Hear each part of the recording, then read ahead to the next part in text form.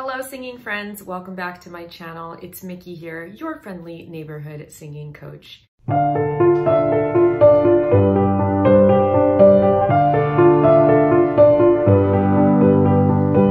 Today I'm going to be doing a patron reaction request from Michael Gehrman. He asked me to look at the band Motion Device with their song Void.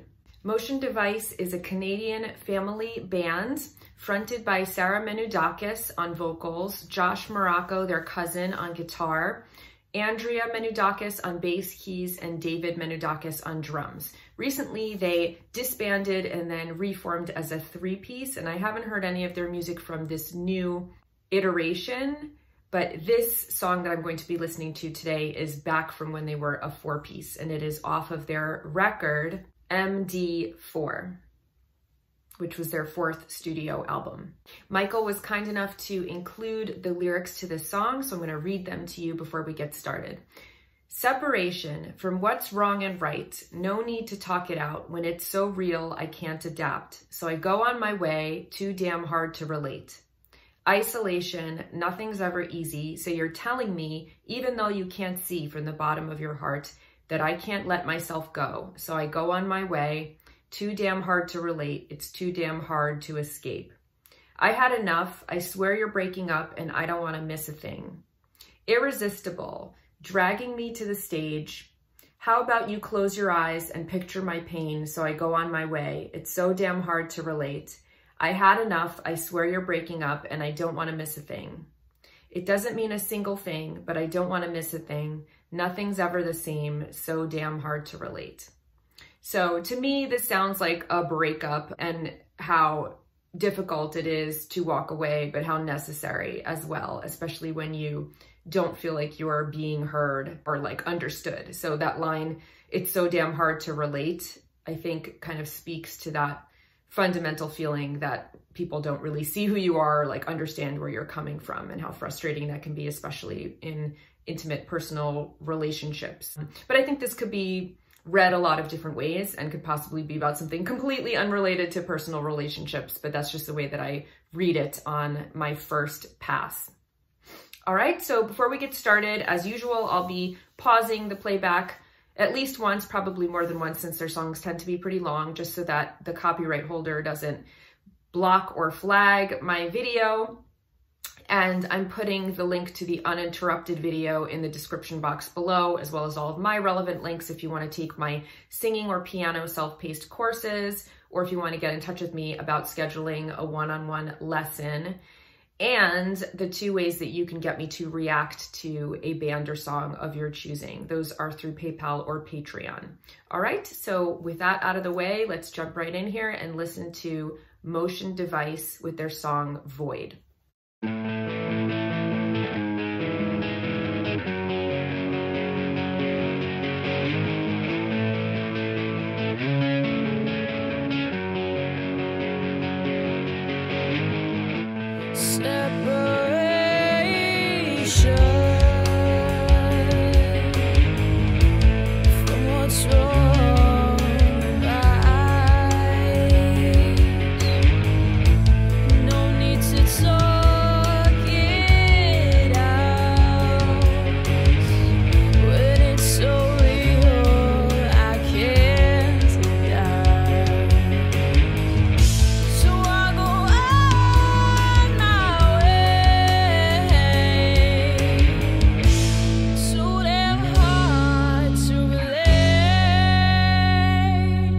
Nice, so I already really like this. I think the intro is cool because it's very major and I'm used to them having more of like a minor kind of dark color palette, you know, in their songwriting. And I like a lot of what she's doing with her voice here. She's already demonstrated a lot of really interesting stuff. First of all, I think the melody is great. And when she sings that first line, she has that really strong, nice connected tone, the separation. And then when she comes down, she has a lot of phrasing and some nice little ornaments tucked in there. From what's wrong and what's right. I think she pulses on that last note as well. So there's a lot of detail and phrasing already in that first line, you know? The first 10 seconds of her singing, you're already hearing what a nice, powerful connected tone she has and how much control she has in the use of ornaments and in very specific phrasing that's hard to execute. She's doing a lot of nice slides, you know, portamentos from one note to another. No need to talk it out. She's sliding from one pitch to another. And then she goes really nice and low there. When it's so real, a nice little ornament there. I can die. When she goes all the way down to there, which is pretty low. It's low for me and I have a pretty low voice. There she shows off her range and how high she can belt. Na, na, na, na, na,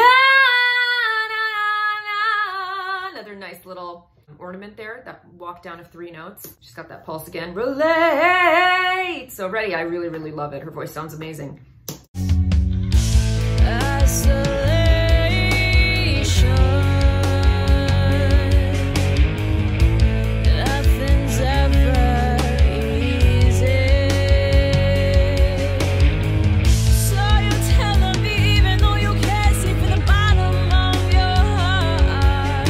Very clever the way that those lyrics scanned. A lot of words in there, but she made it fit, you know, she made it almost sound like she was like rapping or doing spoken word. It really scanned nicely.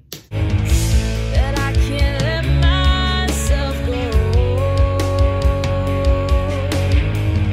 So I go on my way. It's so damn hard to relate. So damn hard to escape. So she basically sang the same line twice, right? But the second one was very different, the way that she used it. She dissolved into more of like a breathy, intimate tone there. She brought the melody down a little bit, but it started the same way.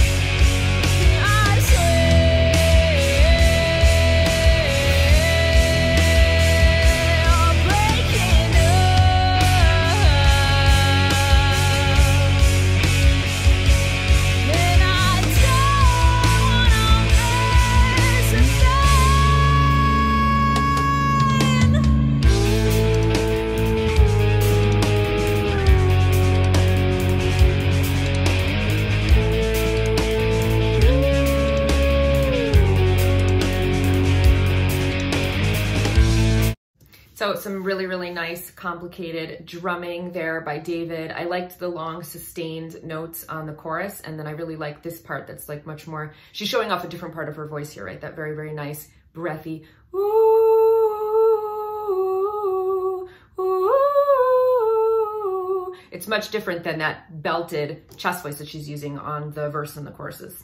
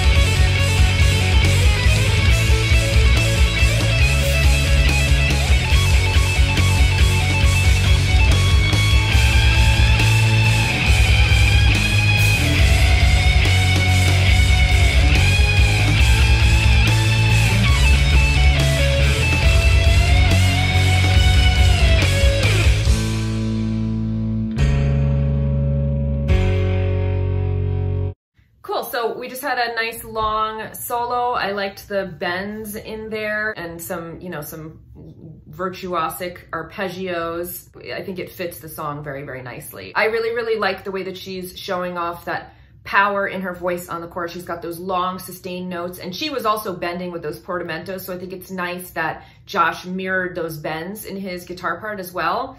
I really like the video as well. You know, I know that they're very involved in every aspect of their creative vision, and the videos are simple, but they're like entertaining enough that it keeps your attention, especially for like a long song like this that has many, many parts. Having that visual component is really nice. And they always have like something that is almost like a screensaver in there, you know, like they have some visual effects here with those lights and things and the strobing elements, but it's like very relaxing and almost like puts you in a trance because it feels like it's like an acid trip, but like, or like a screensaver or something. So I really, really like it. I think it's great so far.